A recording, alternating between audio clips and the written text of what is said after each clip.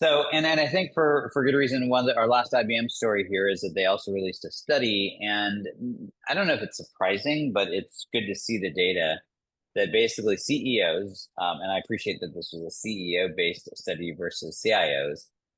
CEOs are basically doubling down. They're just continuing investing. There's another report, this one from AWS, effectively saying the same thing.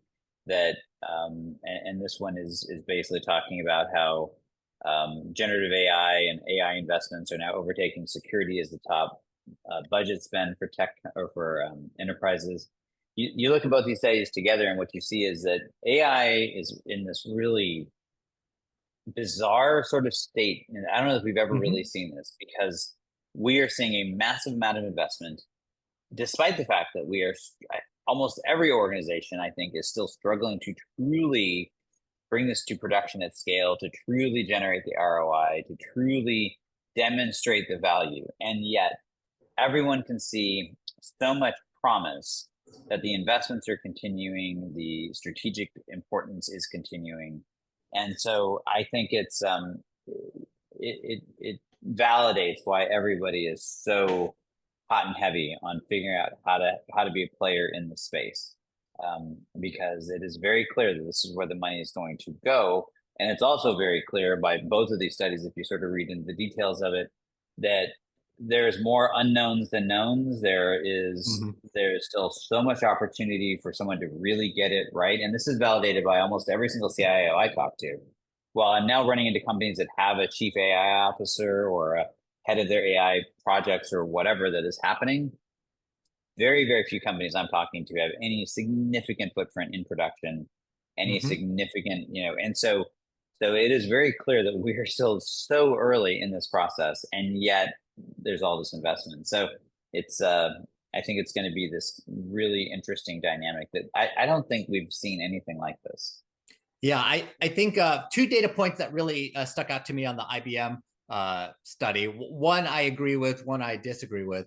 The one I disagree with is that surveyed CEOs said about a third of the workforce will require retraining over the next 3 years. I think practically everyone will need retraining over the next 3 years, because we're coming to a point where AI is going to do 20 to 30% of our work if you're a knowledge worker, like across the board. Just deal with it. Like if there's some commoditized task that you're dealing with that you are probably never going to do again in about 5 years' time.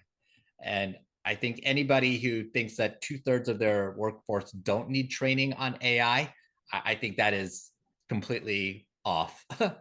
But the other, maybe it's because they're planning on getting rid of the other 2/3. I don't know. Yeah, which I don't think is going to happen either. If you're expecting AI to be a huge workforce reducer, I think that's a huge mistake as well.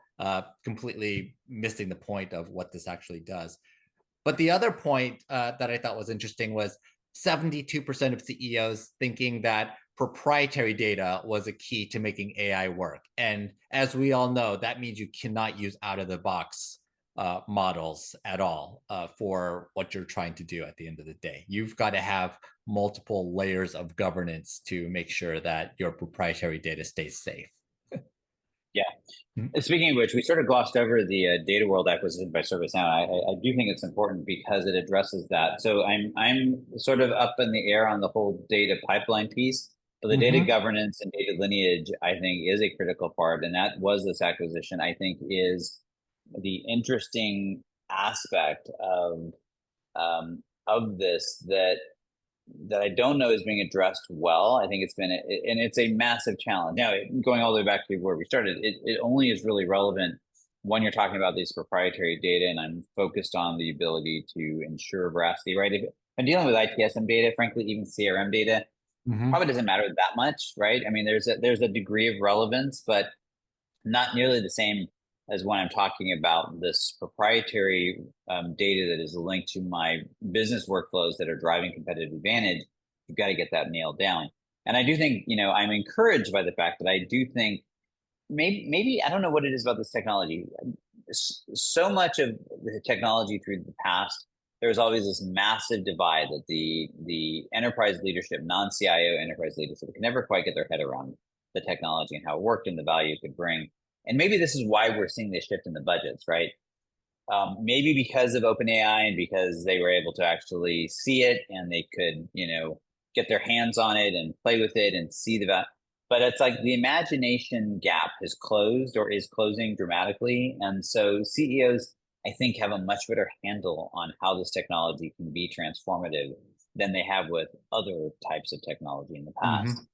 And so I think that is that's interesting and encouraging, and I think it's going to be reflected in how organizations approach it. It's also, however, going to make it harder because the the issue I think that we see is that the data estate within many organizations is in pretty bad shape, at least if I'm going to start putting an AI layer on top of it, where I Hmm. don't have a human that can go, no, that data is not right. Right. And that's one thing that AI is not really good at right now, is having any form of discrimination on that data, saying, oh, that doesn't line up right. Right. It just takes it. It's like, oh, you were doing 10% every month and this month it was 80%. Hey, good for you. It's like, there's no questioning of it. So I think that part is going to be interesting. But yeah, it was. I think it was an interesting point of data, and I actually found it encouraging. Hmm. Yeah, and I'm of two minds about that. I feel like, yes, it is important to protect proprietary data, but I think that the data quality issue might be a little bit overblown simply because I live in the real world. And in the real world, I just don't think we're ever going to get past better than like 70% data quality in the enterprise, no matter what we do.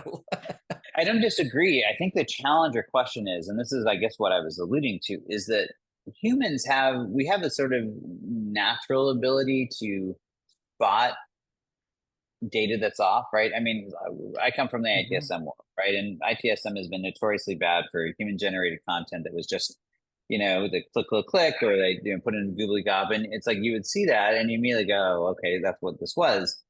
AI doesn't do that, right? And Right. AI just takes it at face value. And so that's a challenge. And so to the extent that we can't get data better, it's going to make it difficult, particularly for these higher risk use cases. And so I think, that we may, in the end of all this, come, we talked about this. It's been a while since we talked about it, but we talked about that maybe all this Gen AI stuff wasn't the end all. This was a step, and there's going to be something better.